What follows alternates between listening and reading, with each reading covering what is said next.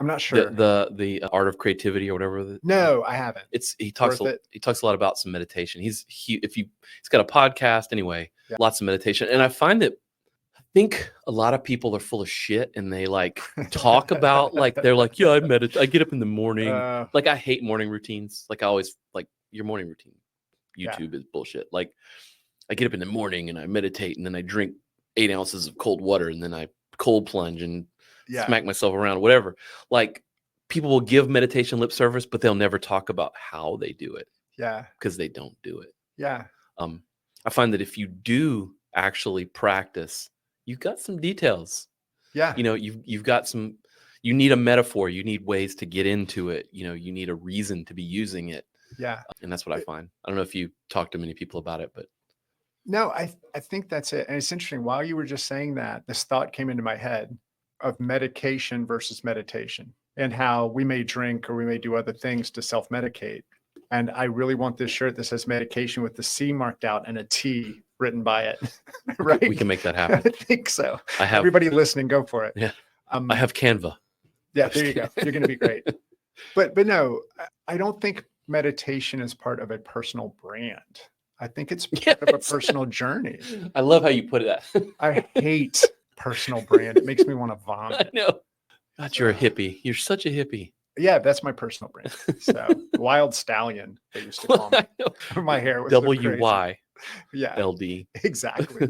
Stallion with a U. That's right. That's a Bill and Ted Yeah, reference. thank you. Yeah, I was waiting for you to, So the Stoicism thing. I mean, you were prescribed Stoicism. Yeah, in a way. I mean, what made you sort of land on Ryan Holiday's work? If anybody listens to the show, that we talk about Ryan Holiday all the time. Yeah, no, it was because Dr. Kiner said, listen to this guy. Daily Stoic. I can't really think of anyone else that's better than him. And then in terms of, I read The Mountain is the Way. I tried to read Meditations. That's hard. I mean, you got to figure Marcus was writing that for himself. He wasn't writing it for us to read. Right. So, but I read about Seneca. I started studying the Stoics. So hearing who they were and realizing that a lot of them were just really rich white guys who could afford to be Stoic.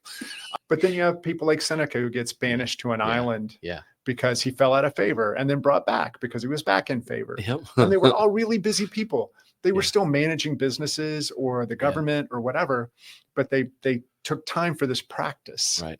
Right. And so for me, I was like, being able to look at everything they were trying to accomplish and this belief system, right, or philosophy, if you want to call it, carried them through it. It should be able to handle my problems.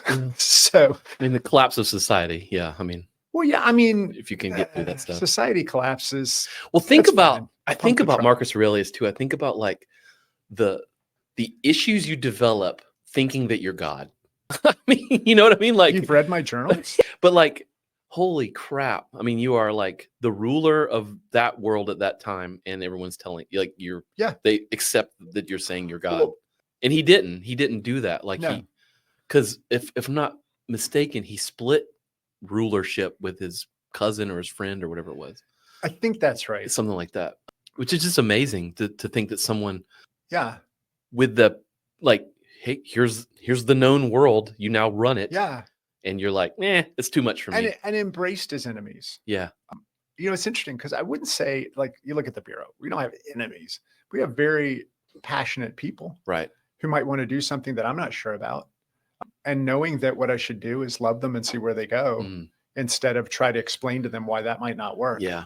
Because a lot of the things that happen in the community today are because I didn't try to tell somebody it wouldn't work. It wouldn't work for me. That doesn't mean it wouldn't work. Yeah. You just explained all of business. Pretty much. It's all about the context of who you are and what you're trying to do. How do you manage? I mean, because things are pretty messed up nowadays with, Democrats, Republicans, left and right. I mean, how do you manage some of that? Yeah. Are you sort of like leaning on Stoicism to kind of help teach people? Or are you?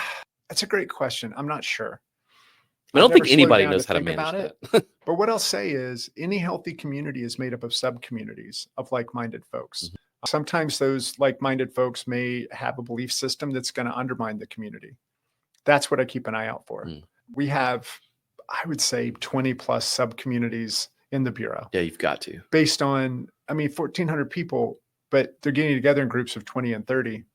And I think it's because they either have the same role or the same passion or the same Sure. beliefs. Right. So you're going to have, I mean, we have a conservative part of the community. We have a very liberal part of the community.